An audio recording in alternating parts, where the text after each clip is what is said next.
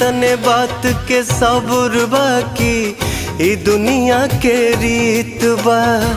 मन के पंछी के उड़ जाते सुना सा संगीत बा।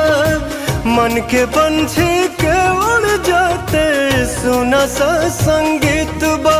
प्यार पल पल जतावल नेह गुस्सा में देखावल, याद बचपन के पढ़ावल पढ़ाई आवता। मन लागत नइखे कतही हमर बाबूजी, अब रोआई आवता। मन लागत नइखे कतही हमर बाबूजी, अब रोआई आवता।